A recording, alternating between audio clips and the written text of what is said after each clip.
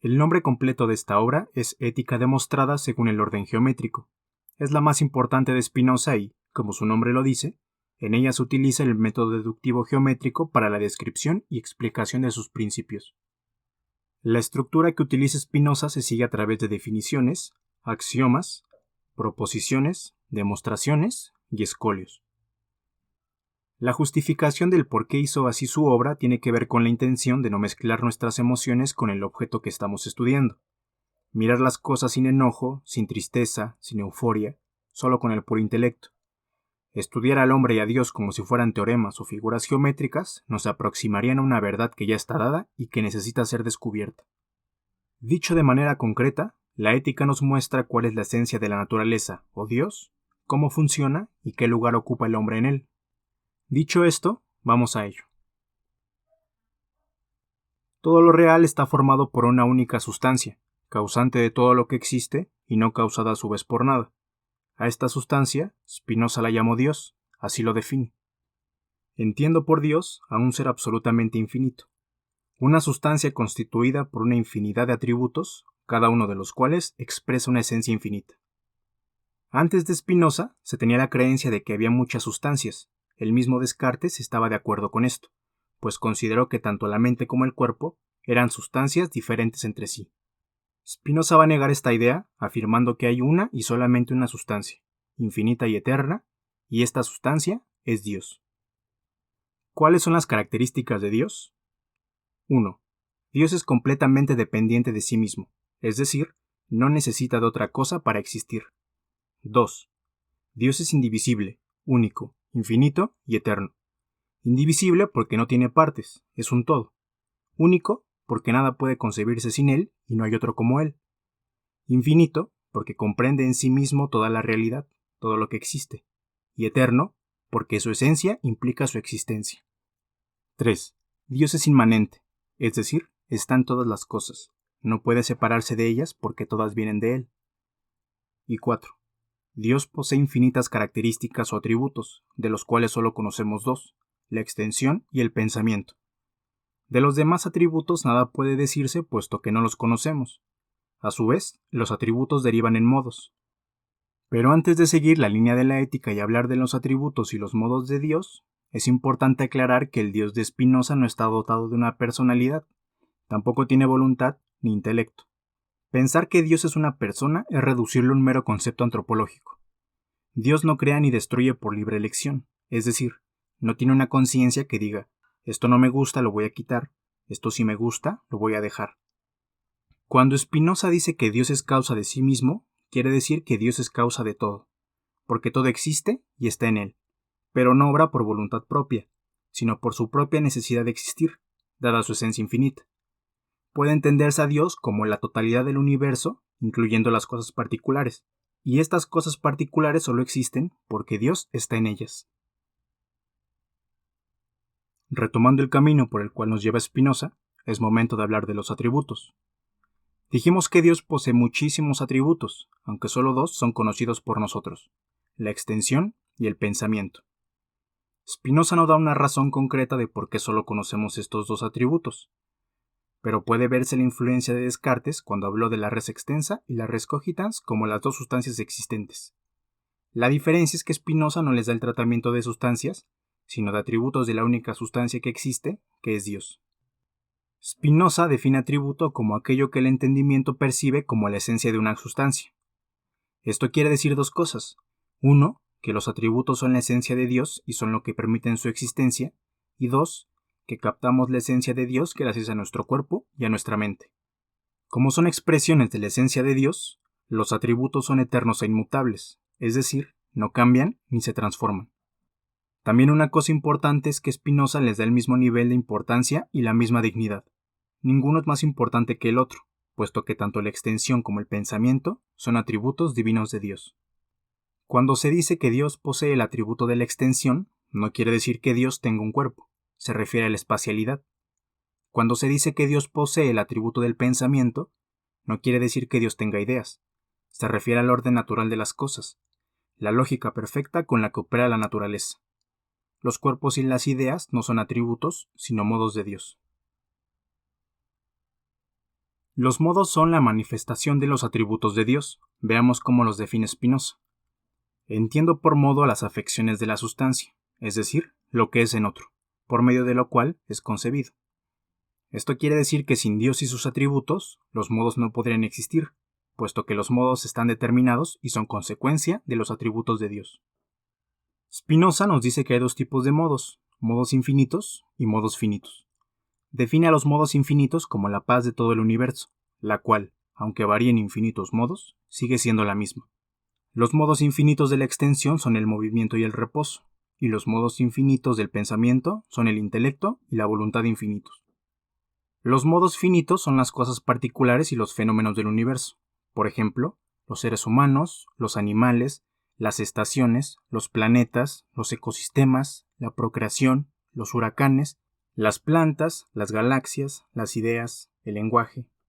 Spinoza no explica cómo es que se da esa transición o ese paso del infinito a lo finito. Simplemente se limita a decir que todos los modos finitos proceden de otros modos finitos. Por ejemplo, nacemos gracias a nuestros padres, los árboles nacen gracias a la tierra, al agua y al sol. Para que quede más clara la diferencia entre modos y atributos, Spinoza llama a Dios y sus atributos natura naturans, y a las cosas del universo, es decir, los modos, las llama natura naturata. Natura naturans es la causa y natura naturata es la consecuencia de esa causa. Por natura naturans debemos entender lo que es en sí y es concebido por sí mismo, aquellos atributos de Dios que expresan una especie eterna e infinita. Y por natura naturata entiendo todo lo que proviene de la necesidad de la naturaleza de Dios, es decir, los modos, en cuanto que son considerados como cosas que están en Dios y que sin Dios no pueden ser concebidas. Con esto ya queda claro que Dios es causa inmanente, porque todas las cosas están en Él y Él está en todas las cosas. Todas las cosas que existen son la consecuencia o el resultado de esa causa que es el pensamiento y la extensión de Dios. Una vez que ya conocemos cuál es la esencia de Dios y cómo funciona, Spinoza se ocupará ahora del lugar del hombre dentro de él. Comienza abordando aquel viejo dualismo entre mente y cuerpo. Para él, mente y cuerpo no son dos entes separados, peleados entre sí. La mente y el cuerpo son la misma realidad vista desde dos ópticas diferentes. El mundo de las ideas es la realidad que vemos bajo el atributo del pensamiento, y los cuerpos son la realidad que vemos bajo el atributo de la extensión. La sustancia pensante y la sustancia extensa son una sola y misma sustancia que se capta a veces bajo ese atributo y a veces bajo aquel otro. Así, tanto los cuerpos como las ideas son una sola y misma cosa, pero expresada de dos maneras. Por ejemplo, el círculo que existe en la naturaleza y la idea del círculo son una sola y misma cosa que se explica mediante atributos distintos, ya sea que concibamos a la naturaleza bajo el atributo de la extensión o la concibamos bajo el atributo del pensamiento. Hallaremos un solo y mismo orden y una misma conexión de causas. Por consiguiente, Spinoza concibe al hombre como la unión de mente y cuerpo, las dos caras de una misma moneda. Por lo tanto, no hay un dualismo entre mente y cuerpo, es decir, no hay un control o una supremacía de uno sobre otro, sino un paralelismo. Ambos expresan el mismo fenómeno de manera diferente. Y así como la mente genera ideas acerca del cuerpo y entiende cómo funciona, asimismo la mente genera ideas sobre todas las cosas que lo rodean. Pero no todas las ideas son correctas. Hay ideas más claras que otras con respecto a algo. Es así como pasamos al siguiente tópico de la ética spinoziana, que son los grados de conocimiento. Spinoza establece que hay tres grados de conocimiento. El primero es la opinión y la imaginación, el segundo es el conocimiento racional y el tercero es el conocimiento intuitivo. Las opiniones y la imaginación son un conocimiento meramente empírico. Aquí Spinoza no trata las ideas como verdaderas y falsas. Como aquí dependen de las percepciones de los sentidos y de las imágenes, Spinoza dirá que este conocimiento es inadecuado y confuso. Nos pone como ejemplo al Sol, que cuando lo miramos pareciera que está a 200 pies de distancia de nosotros. Si lo tomamos como una impresión, esta idea no es falsa, porque es verdad que el Sol nos parece estar más cerca de lo que en realidad está. Sin embargo, es una idea inadecuada porque la realidad es que el Sol está a 150 millones de kilómetros de la Tierra.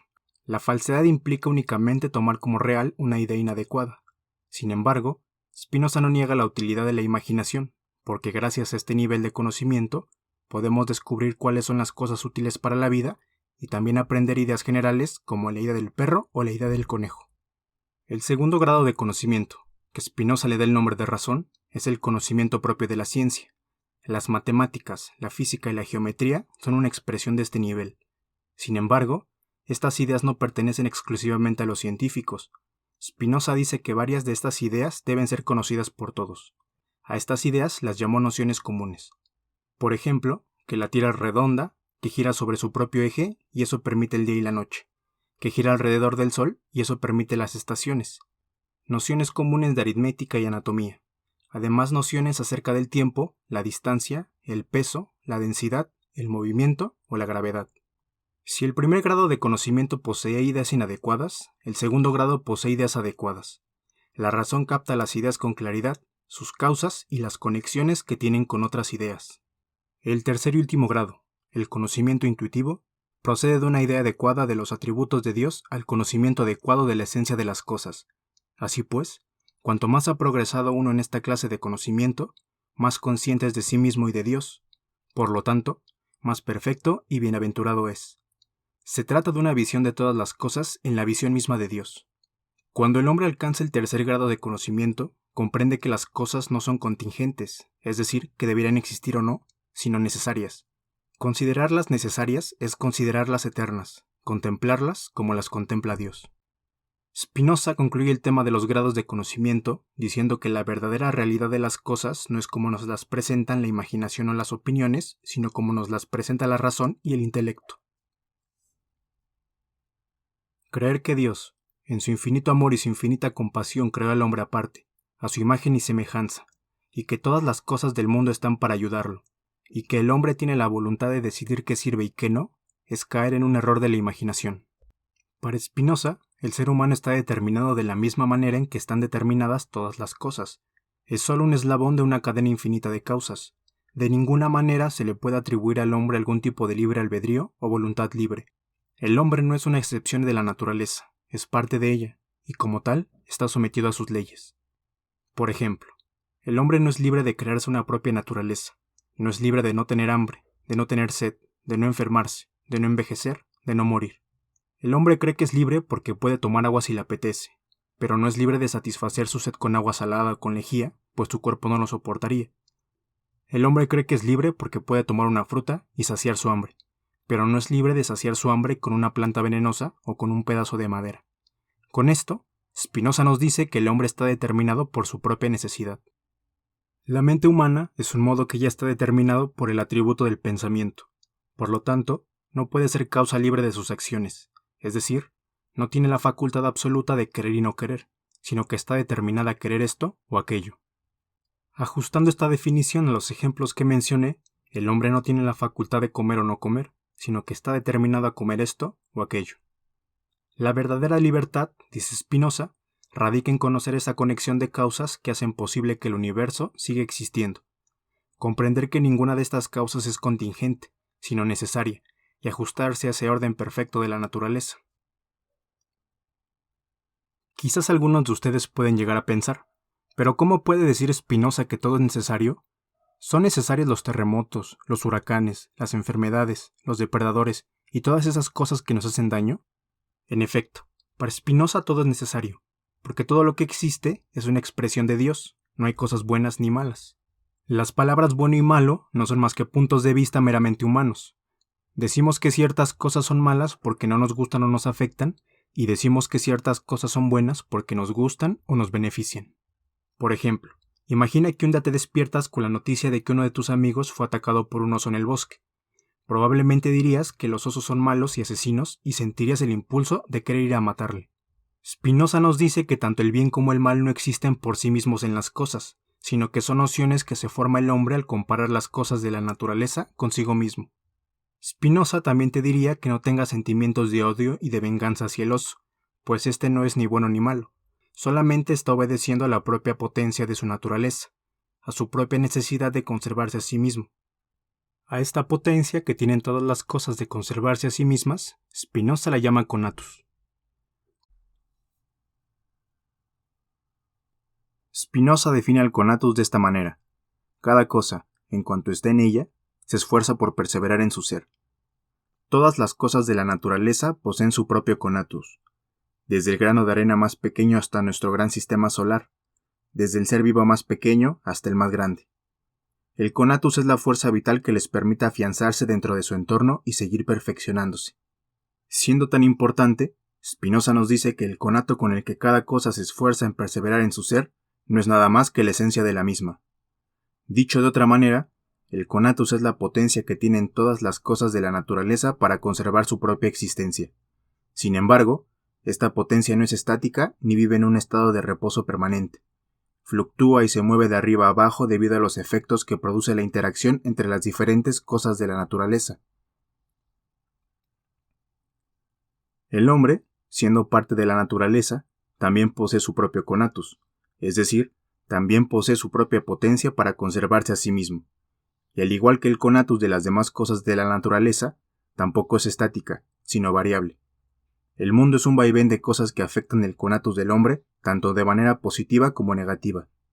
Desde los diferentes climas y ecosistemas hasta la gran diversidad de seres vivos que la componen, estamos rodeados de otras potencias que se esfuerzan por conservarse a sí mismas. Siendo así las cosas, el hombre no solo está determinado por su necesidad de conservar su existencia, sino también por la propia necesidad que tienen las demás cosas por existir. Todos los diferentes conatus que existen en el mundo nos pueden beneficiar o nos pueden afectar. Llegado a este punto uno puede pensar, ¿y cuál es la diferencia entre el conatus del hombre y el de las demás cosas? Las dos son potencias que buscan conservarse a sí mismas, las dos se mueven y las dos son inevitablemente afectadas o beneficiadas por las demás cosas que la rodean.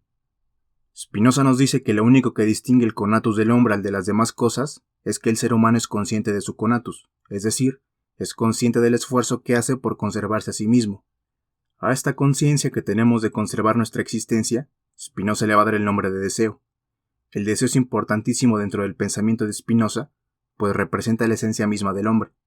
Pero no todo queda ahí, porque es a partir de esta consciente necesidad de conservación que surgen en el hombre ideas, ya sean adecuadas o inadecuadas, acerca de todo lo que le rodea y el impacto positivo o negativo que tienen sobre él. Es por este impacto que el hombre crea los conceptos de bueno y malo.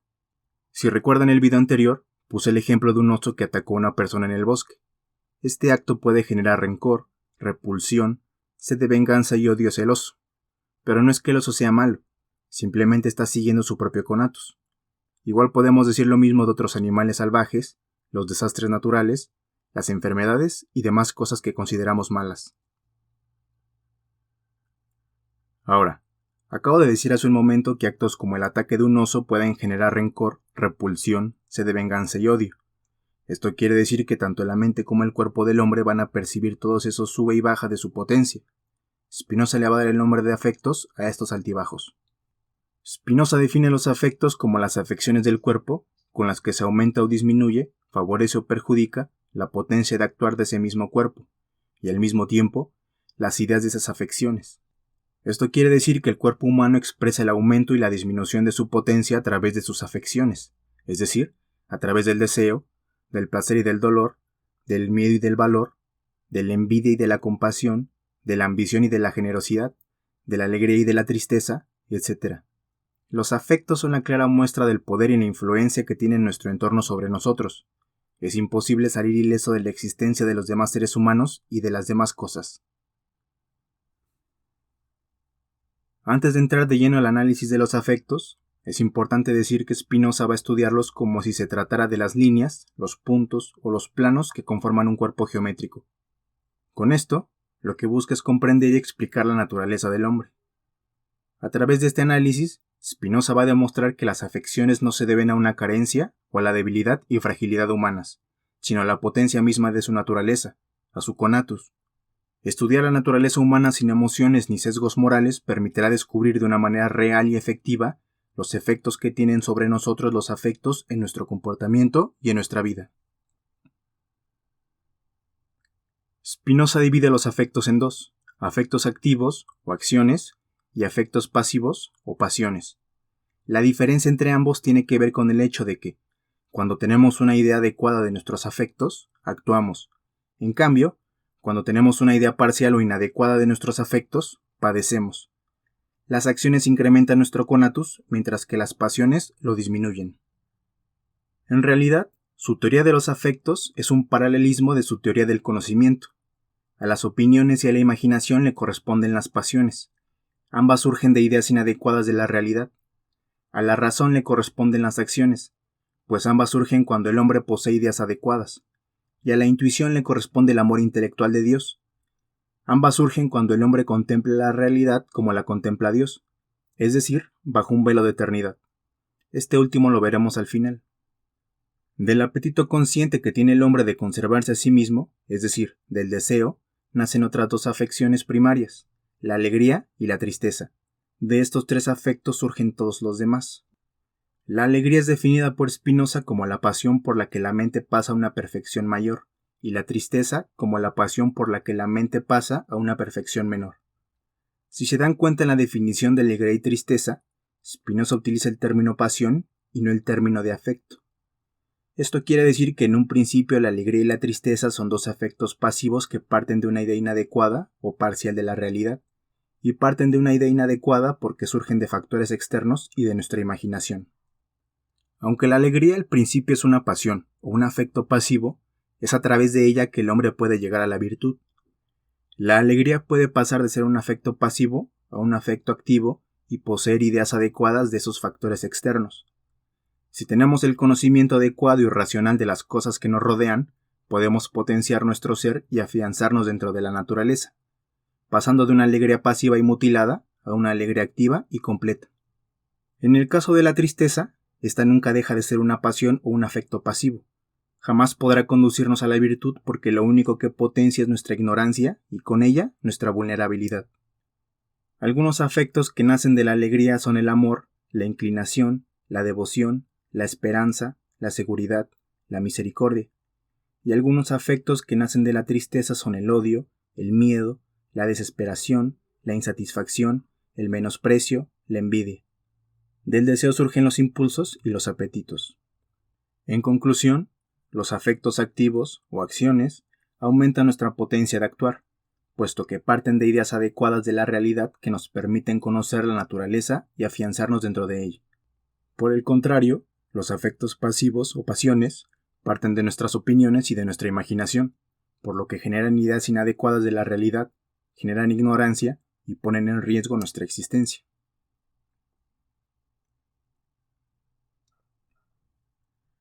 A partir de ahí resulta claro cuánto aventaja y es más poderoso el sabio que el ignorante, quien se deja guiar solo por el apetito, pues el ignorante, aparte de ser zarandeado de múltiples maneras por causas exteriores y no gozar nunca de la verdadera tranquilidad del ánimo, vive además como inconsciente de sí mismo y de Dios y de las cosas. Desafortunadamente, casi todos los hombres tendemos a estar sujetos a afectos pasivos o pasiones. Es más fácil dejarnos llevar por el placer inmediato y superficial. Esto para Spinoza representa un problema, pues ocasiona que el hombre viva en un estado permanente de servidumbre. Al vivir en servidumbre, todos los actos que realiza el ser humano los hace de manera reflexiva y automatizada. Se deja llevar fácilmente por lo que siente y se desbordan las emociones, llevándolo a cometer acciones irresponsables. Un hombre que vive en servidumbre no es un hombre íntegro y moral. Su mente vive en un estado de pasividad absoluta y eso disminuye su conatus. Pero aunque los seres humanos vivamos en ese estado de pasividad, cada individuo va a buscar lo que considera es mejor para él. Somos conscientes de que queremos tener una buena vida. El problema es que muchas veces no usamos nuestra razón para descubrir lo que es realmente bueno para nosotros. ¿Cuántas veces hacemos cosas que nos parecen buenas en un principio, pero que a la larga nos traen consecuencias severas para nuestro ánimo y para nuestra salud? Creemos que somos libres cuando en realidad somos esclavos de nuestra propia ignorancia. ¿Cómo resuelve Spinoza el problema? Lo más sensato sería pensar que debemos combatir nuestras pasiones con nuestra razón. Sin embargo, Spinoza dice que no hay nada que pueda hacer la razón en contra de las pasiones. La razón no puede desaparecerlas ni debe. Lo único que puede hacer la razón es crear afectos activos o acciones que le hagan frente a los afectos pasivos o pasiones. Para que puedan tener éxito, estos afectos activos o acciones deben ser más fuertes que los afectos activos o pasiones. Un afecto no puede ser reprimido ni suprimido, sino por medio de otro afecto contrario y más fuerte que el que ha de ser reprimido. Esto quiere decir que a lo largo de tu vida puedes llegar a experimentar sentimientos de odio, de venganza, de envidia, de celos, ganas de mentir, ganas de engañar, ganas de manipular. Es natural debido al medio en el que vives. Pero si usas tu razón para conocer sus causas y a lo que te pueden llevar, puedes tomar conciencia de ellos y dejar de padecerlos.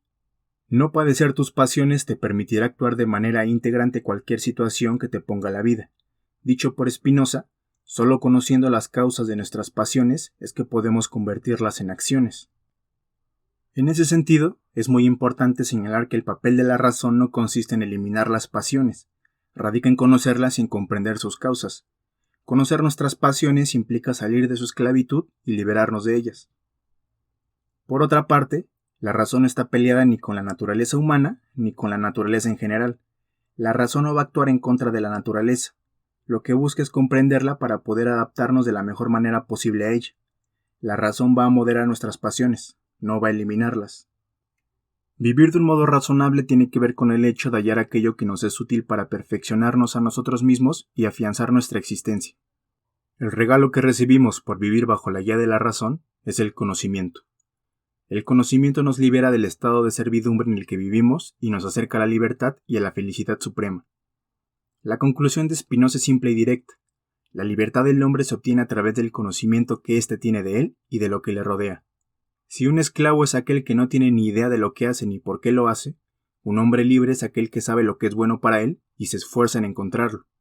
Por eso el conocimiento de nosotros y de lo que nos rodea son vitales para Spinoza, pues estos incrementan nuestra potencia y nos acercan a esa felicidad suprema que nuestro filósofo se propuso encontrar en un principio.